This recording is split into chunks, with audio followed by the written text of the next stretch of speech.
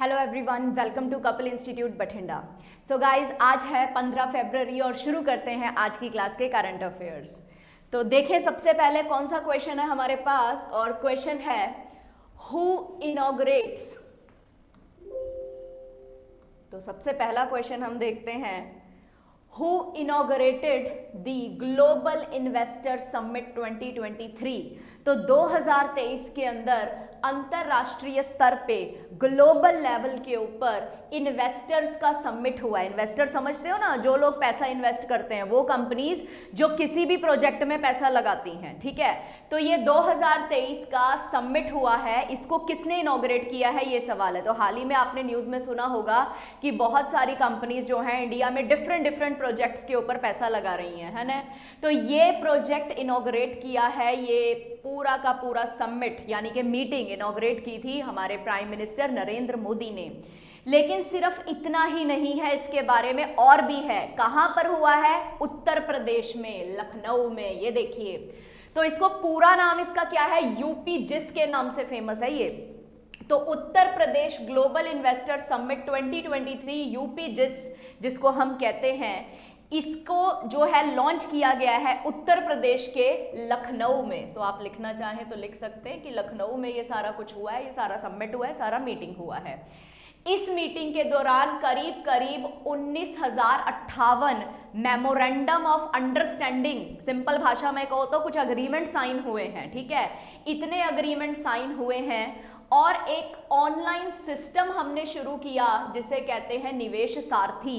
अब निवेश का मतलब क्या होता है? वही बेटा इन्वेस्ट करना, ठीक है। तो जो लोग इन्वेस्ट करेंगे हमारे देश के अंदर, हमारे देश के प्रोजेक्ट्स में इन्वेस्ट करेंगे, उन लोगों के लिए हमने एक ऑनलाइन सिस्टम बना दिया ताकि उनको कन्वीनियंस रहे। तो जो इन्वेस्टर्स हैं, उन इन्वेस्टर्स को कन्वीनियंस के लिए, उन लोगों के लिए हमने क्या किया है? एक ऑनलाइन सिस्टम निवेश सारथी भी डाल दिया है। तो कई बार ना क्वेश्चन ऐसे भी पूछा जा सकता है कि यूपी जिसके अंदर आपने कौन सा ऑनलाइन सिस्टम स्टार्ट किया है, किसके लिए किया है? इन्वेस्टर्स को कन्वीनियंट फील कराने के लिए, कंफर्टेबल करवाने के लिए, ठीक है। तो आंसर इज निवेश सारथी, ठीक है। अभी 3 दिन ये प्रोग्राम चला और इनॉग्रेशन हमें पता है किसने किया है, हम ऑलरेडी पढ़ चुके हैं, और 10 फरवरी को ये स्टार्ट हो गया था, ठीक है। और पहली बार ये काम फरवरी 2018 में हुआ था, यानी कि 2018 के अंदर भी ये यूपी जिस हुआ था, और उस समय भी जो है उत्तर प्रदेश के अंदर ये पूरा का पूरा मीटिंग हुआ था, कॉन्क्लेव हुआ था, जिसके अंदर जो है बहुत सारी कंपनीज हमारे देश में इन्वेस्ट करने की कोशिश करती हैं, ठीक है। तो अच्छा सवाल है, बहुत इंपॉर्टेंट क्वेश्चन है ये हमारे लिए, ठीक है। तो इसको ना थोड़ा सा ध्यान में रखना है। चलते हैं अगले सवाल की तरफ। अगला सवाल भी बहुत बढ़िया सवाल है। तो देखिए, for the procurement of 41 modular bridges. Procurement क्या होता है बेटा? किसी भी चीज को लेकर अपने पास रखना। जैसे आप लोगों ने सुना होगा कि किसान जो फसल उगाता है तो उसको सरकार प्रोक्योर करती है, मतलब अपने पास रखती है ताकि फ्यूचर यूज के लिए उसको इस्तेमाल किया जा सके। खुदा ना खास्ता कभी अकाल की स्थिति हो गई तो जो अनाज जमा किया हुआ है उसमें से निकाल के जो है उसका इस्तेमाल कर दिया जाएगा, ठीक है बेटा। ये होता है प्रोक्योरमेंट, ठीक है। तो अभी प्रोक्योरमेंट क्या हो रहा है? मॉड्यूलर ब्रिजेस का कर रहे हैं, और कितने? 41। कुल संख्या कितनी? 41, याद रखना इसको, ठीक है। तो 41 मॉड्यूलर ब्रिजेस जो हैं वो डिफेंस मंत्रालय किसी ना किसी कंपनी से बनवाएगा, ठीक है। तो इन दोनों का आपस में जो है कॉन्ट्रैक्ट हुआ है, ठीक है। तो एक कंपनी है और दूसरा क्या है हमारे पास? डिफेंस मिनिस्ट्री है। तो सीधी सी बात है भाई, ये जो मॉड्यूलर ब्रिजेस बनेंगे किसके लिए बनेंगे भाई? आर्मी के लिए बनेंगे, है ना। तो ये सवाल याद रखना है। तो डिफेंस में किसके लिए तैयार होगा? आर्मी के लिए तैयार होगा, ठीक है जी। तो कौन सी कंपनी बनाकर देगी? लार्सन एंड टोब्रो, ठीक है। अभी यार ये मॉड्यूलर ब्रिज क्या होते हैं? देखो, आप लोगों ने सुना होगा आजकल क्या होता है ना, सब कुछ रेडीमेड ऑप्शन चल रहे हैं हमारे पास, ठीक है। सब कुछ रेडीमेड है। तो जो ब्रिजेस के पार्ट्स होते हैं ना, वो कंपनीज के अंदर मैन्युफैक्चर होते हैं, रेडीमेडली तैयार होते हैं, और बस उसको फील्ड पे लाके ना फिट कर दिया जाता है, ठीक है। तो बहुत भारी भरकम ऑब्जेक्ट होते हैं जिनको उठाने के लिए क्रेन वगैरह की भी जरूरत पड़ती है, ठीक है।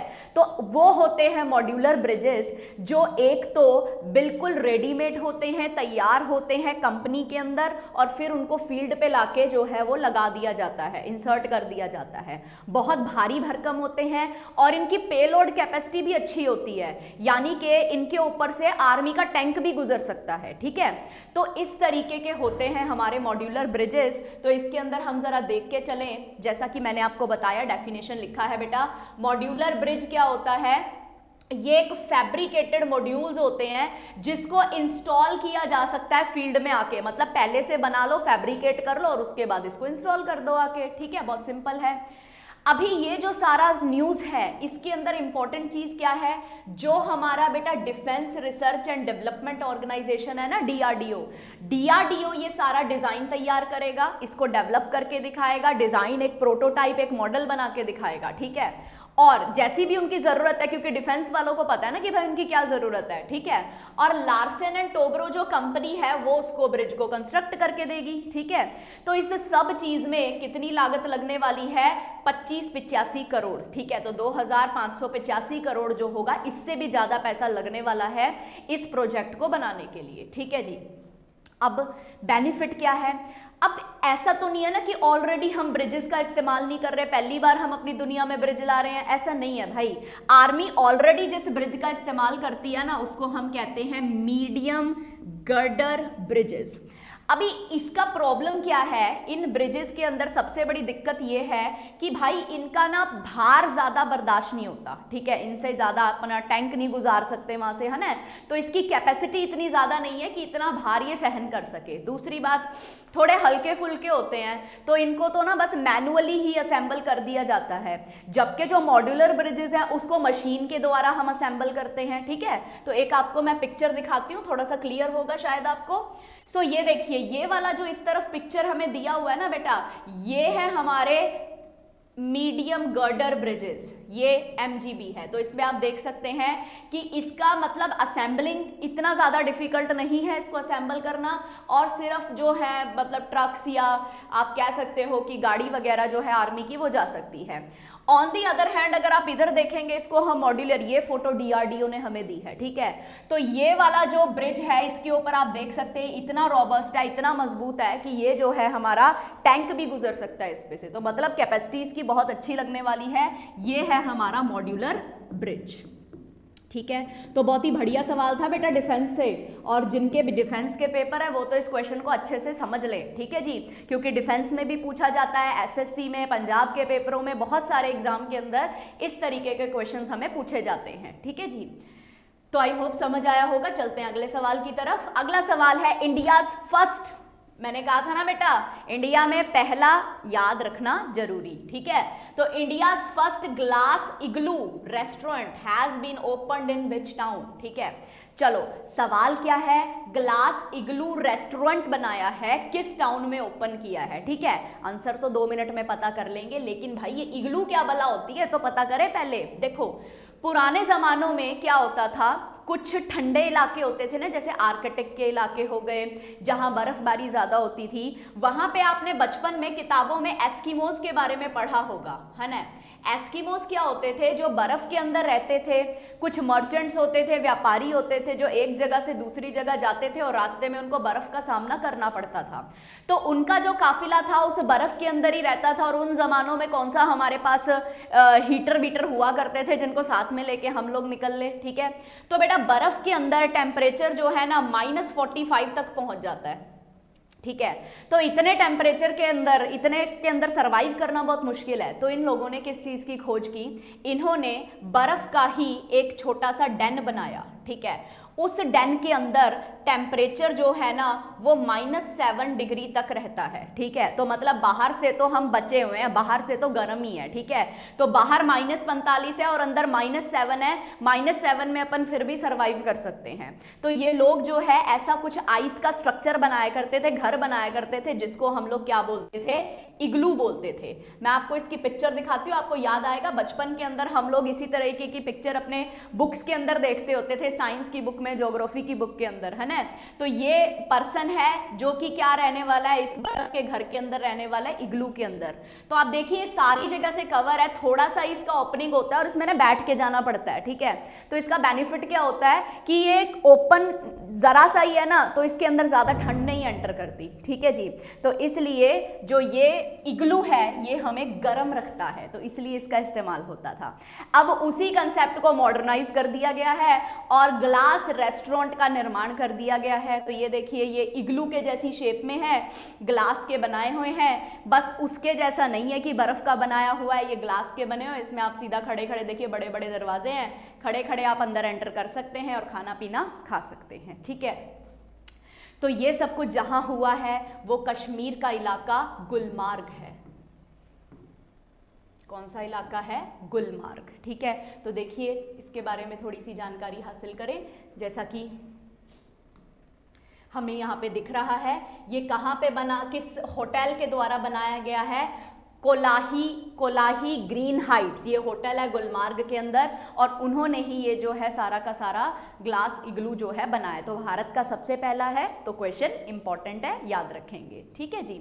अगले सवाल की तरफ चलें। अगला सवाल है, who received the ATMA life time achievement award, ठीक है। अभी ATMA को देखो, आत्मा, ठीक है, आत्मा का भी अवार्ड मिला है भाई, बताओ भाई, ठीक है। चलो इसको याद करना तरीका अच्छा है, आत्मा से इसको रिलेट कर लो, आत्मा से परमात्मा का मिलन करते हैं, याद रह जाएंगी चीजें, ठीक है।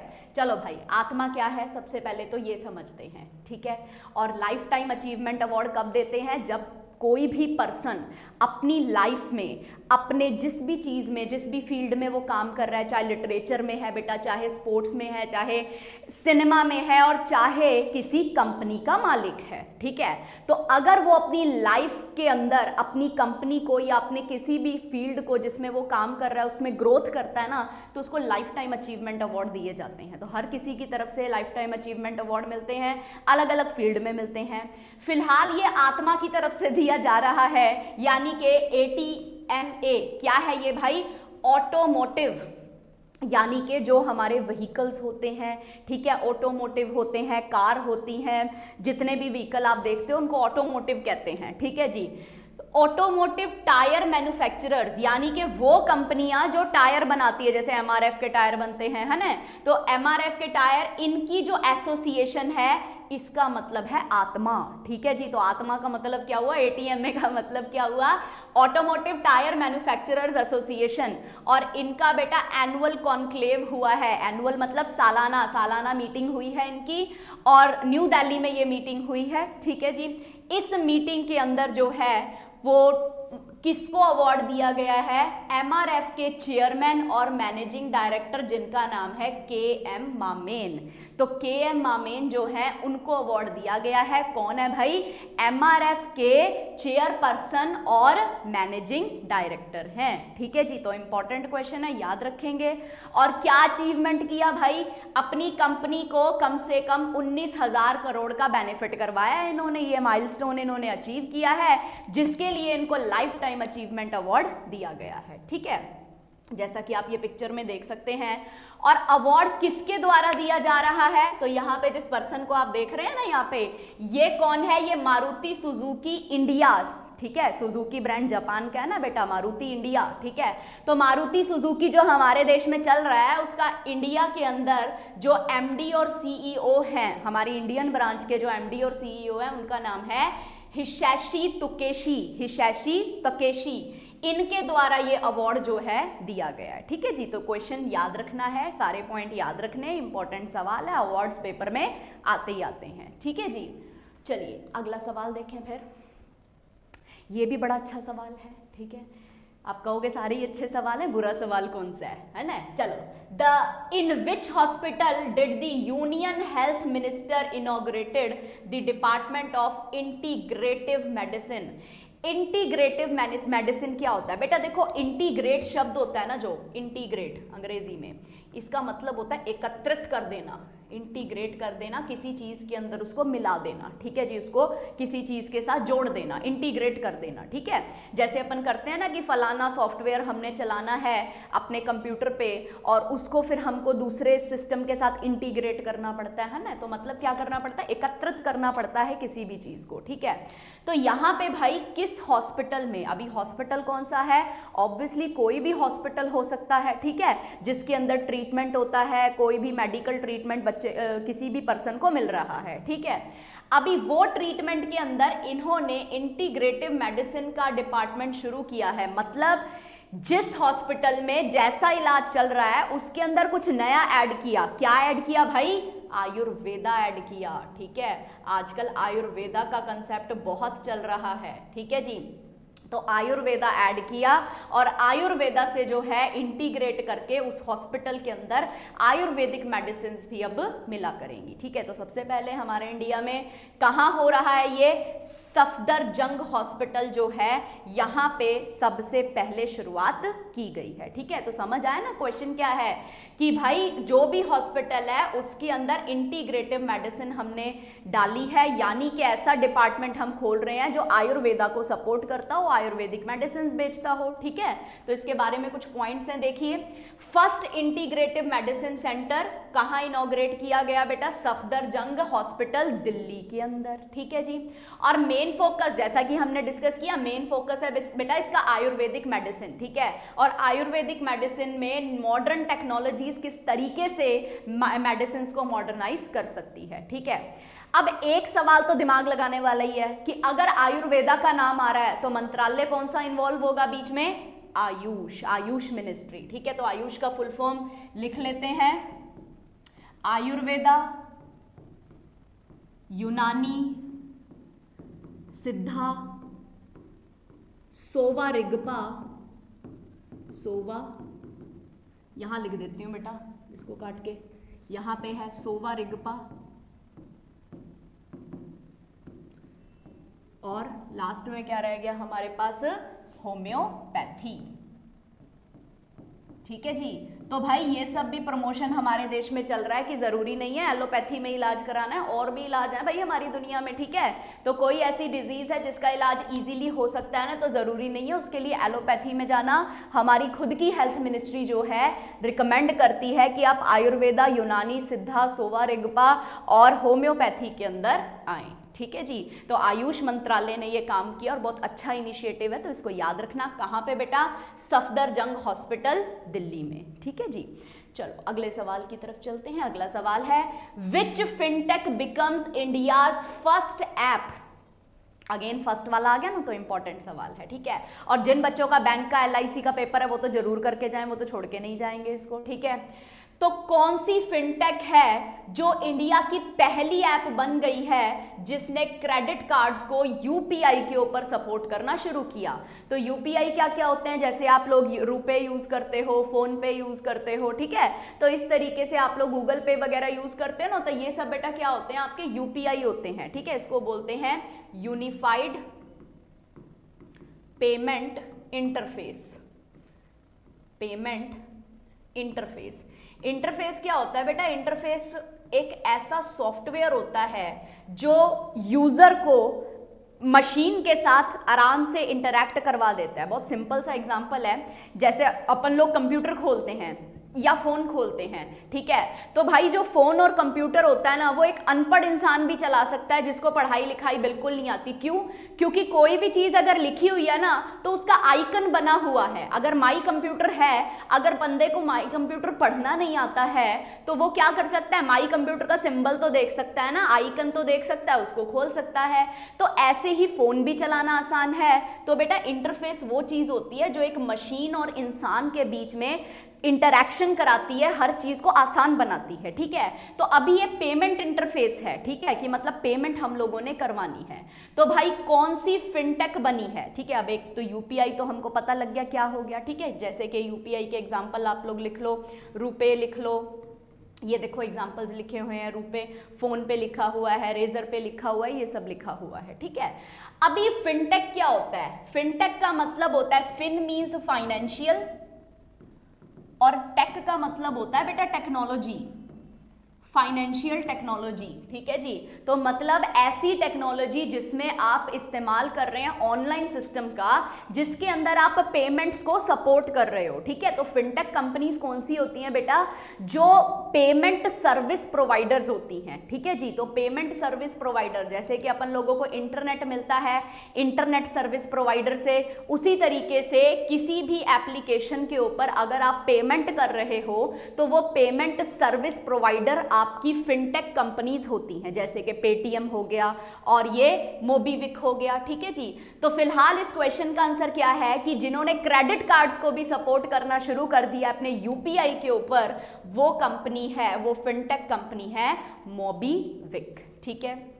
तो मोबीविक जो कंपनी है, इन्होंने क्या किया है, क्रेडिट कार्ड्स को जो है सपोर्ट करना शुरू कर दिया। अब यूपीआई की हेल्प से आप बस क्यूआर कोड स्कैन करेंगे और अपने क्रेडिट कार्ड को आप लोग बिना टच किए यूज कर सकते हो, ठीक है जी। तो ऐसा काम किस फिनटेक ने किया है, मोबीविक ने, ठीक है। ये पहली फिनटेक कंपनी पूछी है ना, तो आंसर ये है। पेटीएम भी करता है, लेकिन हमसे सवाल में क्या पूछा है, पहली कंपनी, तो पहली कंपनी का आंसर क्या हुआ, मोबीविक, ठीक है जी।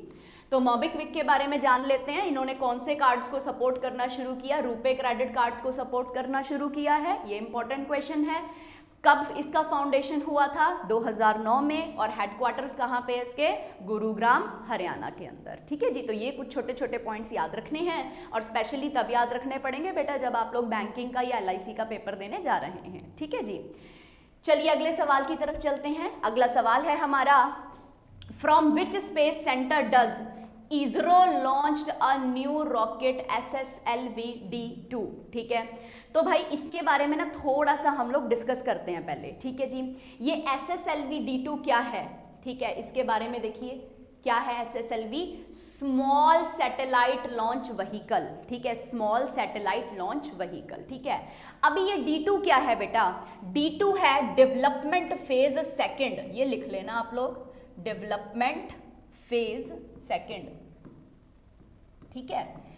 अभी क्या हुआ था बेटा, अगस्त में, पिछले जो साल है, पिछले साल के अगस्त के महीने में इन्होंने सेम कार्यक्रम किया था, एक सैटेलाइट लॉन्च किया जिसका नाम था SSLV, लेकिन नाम रखा था उसका D1, क्योंकि वो डेवलपमेंट फेज 1 था। लेकिन आपने न्यूज़ में सुना होगा बेटा कि वो मिशन फेल हो गया और स्पेस के अंदर जो हम करना चाहते थे, जो हम अपनी सैटेलाइट भेजना चाहते थे, वो नहीं जा सकी। इसलिए अब हाल ही में इसको दोबारा से भेजा गया ना, तो इसलिए नाम के साथ D2 लग गया, डेवलपमेंट फेज 2 लग गया, ठीक है जी। तो स्मॉल सैटेलाइट लॉन्च व्हीकल है, यानी कि छोटे छोटी सैटेलाइट्स को जो है हमने लॉन्च करना है, ठीक है। तो इन्होंने क्या करना है बेटा, क्या किया है, 3 सैटेलाइट्स को प्लेस किया है हमारे 450 किलोमीटर के दायरे में, अर्थ के अराउंड जो ऑर्बिट होता है ना, उसके 450 किलोमीटर के दायरे के अंदर इन्होंने 3 सैटेलाइट्स जो है वहां पे भेज दी हैं, ठीक है। तो मतलब सक्सेसफुल मिशन हुआ इनका, ठीक है। और कहां से लॉन्च किया इन्होंने अपने पहले लॉन्चिंग पैड से लॉन्च किया है, जिसका नाम है सतीश धवन स्पेस सेंटर श्री हरिकोटा इन आंध्र प्रदेश। तो आपने देखा होगा ना बेटा कि आंध्र प्रदेश के अंदर श्री हरिकोटा के अंदर क्या है, हमारे भारत का सबसे पहला लॉन्चिंग पैड बना था जिसका नाम था सतीश धवन स्पेस सेंटर। ये वही जगह है बेटा जहां से हमने चंद्रयान मिशन लॉन्च किया था, चंद्रयान 2008 के अंदर हमने लॉन्च किया था ना, ये वही उसकी लॉन्चिंग साइट है, ठीक है जी। यहां से हमने लॉन्च किया, और कौन सी 3 सैटेलाइट, एक तो बेटा खुद इसरो ने बनाई, अर्थ ऑब्जर्वेशन सैटेलाइट, इसको लिख लेते हैं, इसका फुल फॉर्म क्या है, अर्थ ऑब्जर्वेशन सैटेलाइट, मतलब अर्थ को ऑब्जर्व करना है, और इसके लिए जो सैटेलाइट बनाई है वो अर्थ ऑब्जर्वेशन सैटेलाइट है, ठीक है जी।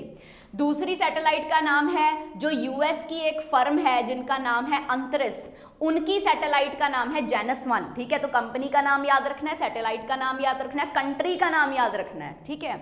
तीसरी, चेन्नई के अंदर बेटा एक स्टार्टअप है, एक कंपनी है जिसका नाम है स्पेस किड्स, और आपने सुना होगा ना कि कुछ लड़कियों ने मिलके इसे सैटेलाइट को बनाया है। तो स्पेस किड्स उनकी सैटेलाइट, उनका स्टार्टअप कंपनी का नाम है, और जो इन्होंने बनाया है वो नाम है आजादी सैट 2, आजादी सैट मीन सैटेलाइट एंड 2, ठीक है जी।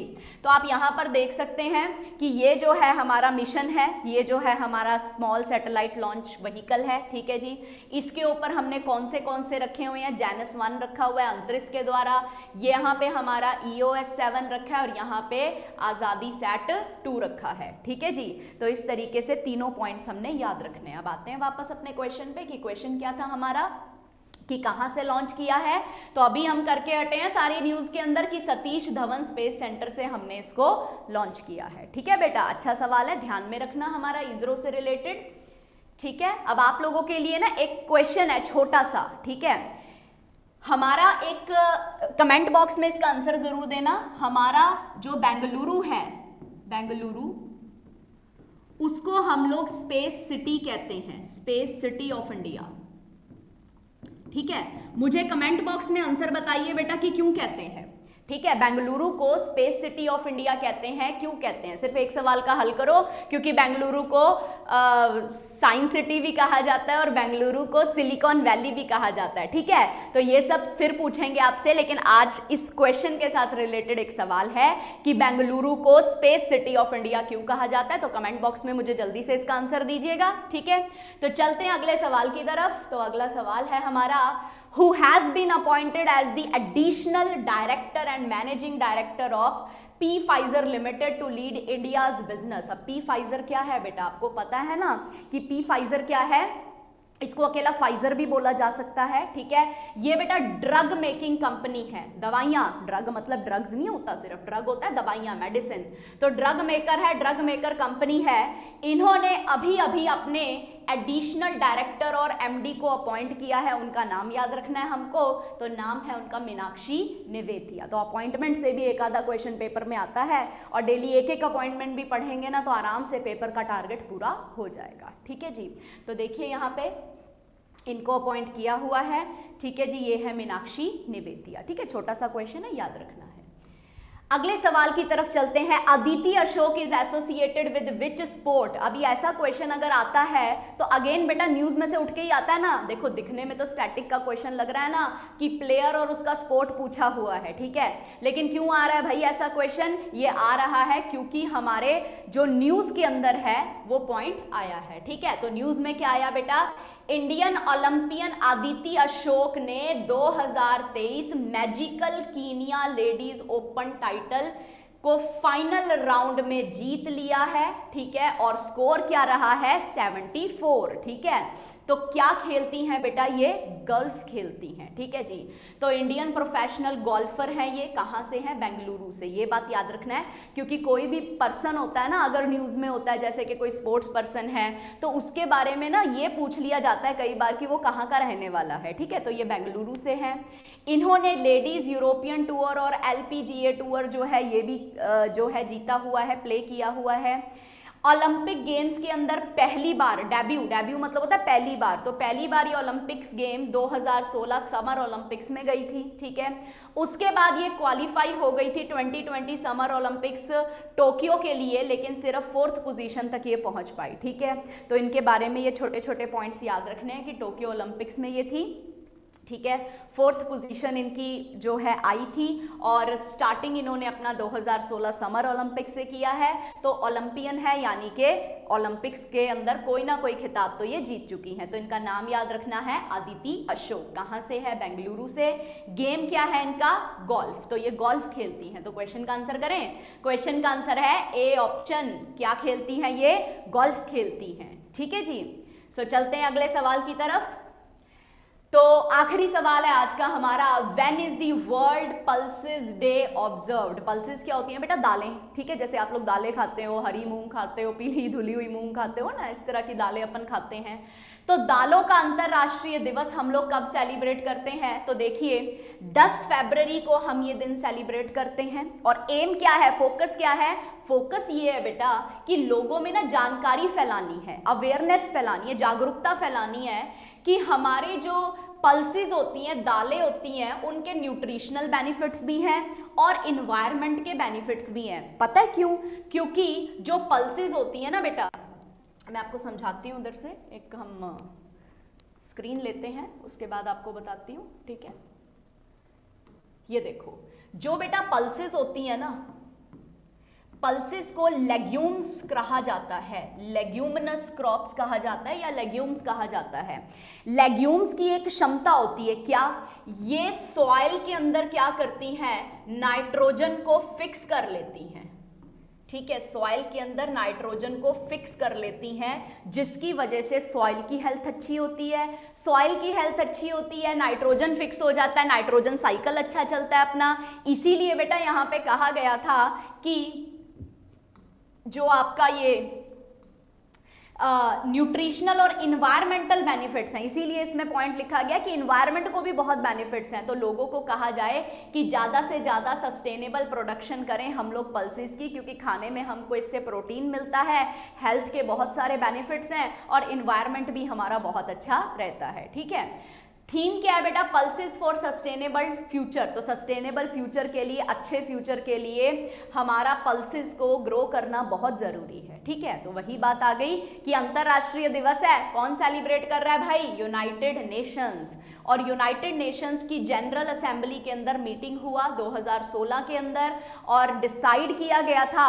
कि 2016 को हम क्या बनाएंगे? इंटरनेशनल ईयर ऑफ पल्सेस, यानी कि पूरा का पूरा साल। इस साल क्या चल रहा है? 2023 का एक सवाल है, इस साल भी 2023 is the year of dash. Comment box में आंसर दीजिए, क्लास में बहुत बार करवाया बेटा कि इस साल 2023 हमारा ईयर ऑफ क्या चल रहा है। जैसे 2016 ईयर ऑफ पल्सेस था ना, उसी तरीके से 2023 भी कुछ चल रहा है। ठीक है जी, तो कमेंट बॉक्स में इसका आंसर दीजिए। ठीक है, और उसके बाद मैं इसका आंसर आपको बताऊंगी। ठीक है जी, नाउ सो सेलिब्रेशंस कौन कर रहा है? ऑब्वियसली भाई यूनाइटेड नेशन की ब्रांच है, कौन सी? Food and agricultural organisation of the United Nation. तो कितने सारे क्वेश्चन कवर हो गए भाई? 10 फरवरी को मनाते हैं। एम क्या है ये कवर हो गया। थीम हमेशा याद रखनी है बेटा कि थीम क्या होती है। ठीक है, 2016 के अंदर इंटरनेशनल ईयर ऑफ पल्सेस हम सेलिब्रेट करके हटे हैं। तो फिर कई बार ऐसा होता है ना कि भी इतने पुराने पुराने करंट अफेयर मैडम पेपर में पूछ लिए गए। क्यों पूछे भाई इतने पुराने? अब 4-5 साल पुराने कैसे पढ़ें, इतना कैसे पढ़ें, है ना? तो ये बेटा ऐसे ही होता है, जब न्यूज में आ गया ना तो उसका बैकग्राउंड जो है कहीं से भी उठा के पूछ लिया जाता है। तो बच के रहो, क्या पता यही वाला क्वेश्चन इस बार तुम्हारे पेपर के अंदर पड़ा हो। ठीक है, और सेलिब्रेशन कौन कर रहा है बेटा? Food and agricultural organisation. ठीक है जी, तो इसी के साथ आज की क्लास समाप्त करते हैं। ये 10 क्वेश्चन नहीं थे बेटा, इसमें बहुत सारे कंसेप्ट थे। ठीक है, और बहुत सारे कंसेप्टों के बहुत सारे क्वेश्चन, तो 30-35 क्वेश्चन प्रिपेयर हो गया आप लोगों का। ठीक है, और 2 क्वेश्चन जो मैंने पूछे उसका कमेंट बॉक्स में आंसर दीजिएगा सभी लोग। Till then have a nice day, take care, bye bye.